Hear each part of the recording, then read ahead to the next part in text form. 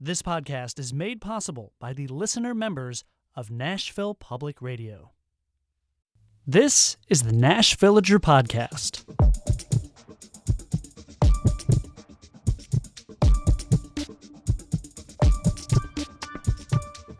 It's October 22nd, 2024. On this day, in 1815, Calvin Cabler was born on a farm in South Nashville. He had a humble start, and as young as age 9, he was already working as an apple peddler. That evolved into him pushing a cart that delivered water to downtown homes. That's how people got their water at the time. Along the way, he got to know the people working the boats of the Cumberland River, and eventually he became captain of a fleet of steamers. To me, that seems like the very distant past. But even today, it is still a working river. And I noticed this week while commuting in. I'm Tony Gonzalez, and this is your daily digest of what's happening around Middle Tennessee from Nashville Public Radio, WPLN News. I have an unusual and special commute going on this week. As I host this podcast and morning edition, it means I'm leaving my home in East Nashville at 4 a.m. sharp on my bike to be here. I'm not seeing all that much activity on the streets, a little bit of construction, a garbage truck, a train, but my path also takes me right along the Cumberland River, on the greenway that goes through Germantown and along the Metro Center levee. And the river, well, the first thing I noticed the other morning was a long stretch of it glowing, with cold steam rising. Although I couldn't yet see that it was a river barge up ahead, I knew that's what it was. Its floodlight had the most powerful beam. It cut through hundreds of feet of darkness and was about as wide as the river. So we may not be working our river as hard as we did in Calvin Cabler's day, but the skill that's needed to navigate through the dark beneath all the bridges, that gave me a lot to think about. Back in his day, Cabler also had become known as a skilled river pilot. By the 1850s, he's said to have had one of the finest fleets on the water. During the Civil War, he put those boats into service for the Union. Even when he later got off the river, Cabler ended up working in coal. And to this day, that's still a raw material that moves by barge in the Cumberland. Now, I can't say whether the one that I saw was pushing coal. It was just too dark out there before dawn, but it is easy to imagine, both now and way back in the past. In just a few minutes, we'll hear from one bus riding enthusiast about what it took to learn Nashville's bus system and what improvements she'd like to see. That's coming up after the newscast.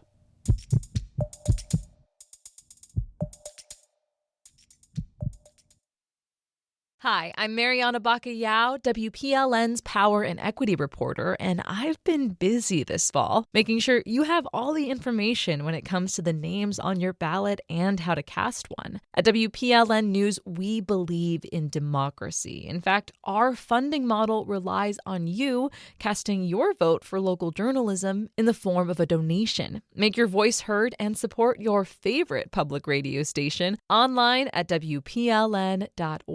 For WPLN News in Nashville, I'm Tony Gonzalez. Freshman enrollment is down at Tennessee State University by nearly half. The Tennessean reports this is the sharpest decline among the state's public colleges and universities. TSU is a historically black university that has gone through a lot of personnel changes to the school's leadership. There's also been lower enrollment because of the pandemic and an increase in tuition. After much controversy earlier this year, Fusus, a police surveillance technology, is back before the Metro Council.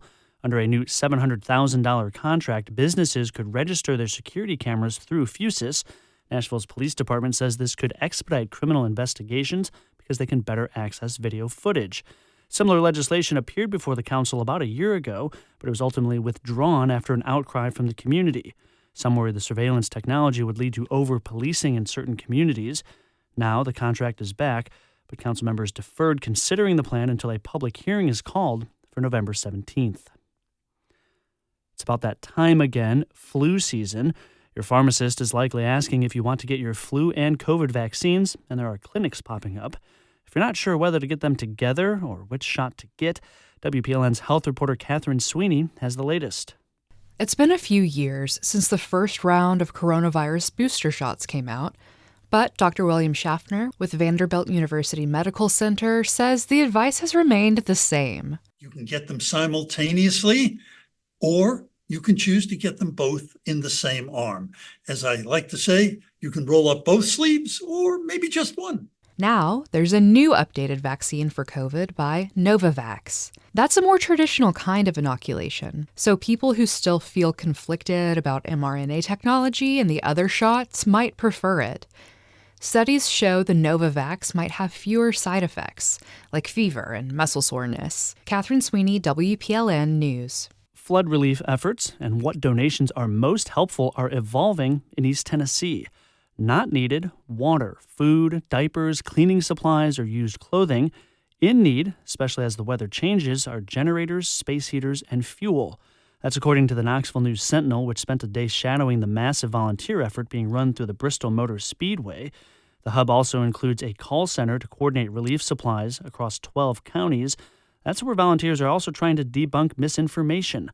They emphasize that it's local people, often backed by local companies, that are leading the effort. Election season is in full swing for Tennessee voters. In Williamson County, all three candidates for one state house seat held a debate to say where they stand on the issues.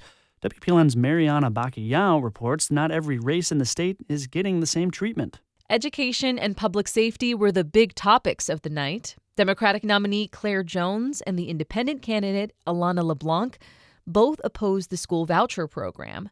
Jones points to other states like Arizona that have adopted it. She says their budget had taken a hit, and they had to pull money away from things like infrastructure. Incumbent Republican Gino Bolso says the vouchers expand the choices available, including a mix of private, church-run, and charter schools. As for what the candidates will do about keeping their communities safe, Bolso says he's already made school resource officers available in every school across the state. Jones would prefer to focus on gun reform. This debate is rare. Republican candidates on the ballot this November have largely refused to debate their Democratic opponents for state and federal office. Mariana Baca-Yao, WPLN News. To vote in Tennessee, you must have a valid photo ID. Most voters use their driver's license, but if you need a new one before the November 5th election, it won't be quick or easy. There's a huge backlog at driver services centers in Middle Tennessee, especially if you want an appointment. But rather than wait for that, you can always walk in at any center. Just prepare for a long wait with that option. And Tennessee's unemployment rate increased slightly in September, but remains almost 1 percentage point below the national rate. The latest state figures have seasonally adjusted unemployment at 3.2%. That's lower than this time last year. Healthcare and social assistance jobs saw the most growth.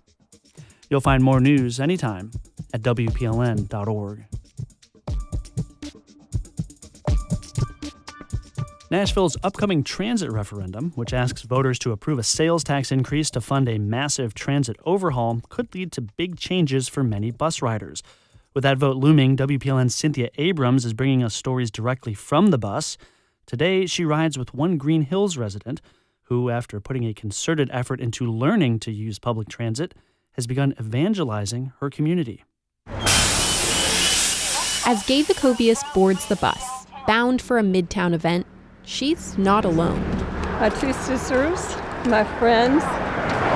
In hopes of avoiding an unknown parking situation, Gaye cajoled a group into riding the 3 line down West End. For some, riding the bus was pretty new. Oh, here we come. Here we go. I hope we get on the bus. We are going to stop them. I don't want this guy going by. This is so exciting. Luckily, Gaye was there to lead the way. So we have to get out our quick tickets.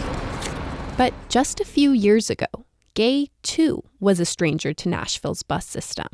When she moved back to the city in 2021 after decades away, she committed herself to learning the system, attending a program through the Transit Alliance and reaching out to WeGo to learn from one of the trainers they offered to new riders. Armed with new knowledge, she began riding twice a week to audit a class at Vanderbilt. It was very relaxed. We didn't have to worry about any traffic or driving. I always felt confident in the drivers. I thought they were all really good. When the class ended, she and her husband continued to ride anytime they had to go downtown. And she began encouraging others to do the same, like with people at her church or with her siblings. It's so much easier than people think. It's really easy. Gay makes it sound easy. That's her sister Christy, who says she's not surprised at Gay's transit crusading. She's always been the trailblazer, fearless leader, first child. Everybody followed right along like little ducks behind Gay. At 80 years old, Gay is working hard to promote bus riding. Well, I think it's important for us to use the transit system because the people who need it, it won't be available for them if we don't all use it. Gay herself isn't reliant on transit. She has a car and often uses it to aid her busing, parking at places like Kroger or her sister's apartment to take more direct routes. It's a big help because the logistics of getting to the bus can often be a barrier. It's one reason why she supports the upcoming referendum, even if it won't change her ride that much. I love in the new transit plan that they're aiming to help the areas where they have been economically disadvantaged. They're going to build the transit centers first. That's not to say that Gay and her community wouldn't also see changes.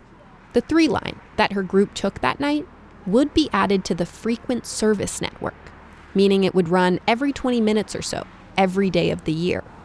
Her sister says she would become a more frequent rider if sidewalks were expanded. And Gay says the updated traffic signals are sure to keep her husband from griping in the car. However, he has been an easy bus convert. I like taking the bus. And we're seniors, so we ride the bus for $1. And while he wasn't a particularly hard sell, he surely won't be her last. Cynthia Abrams, WPLN News. To see all of our coverage on the referendum, head to WPLN.org/transit.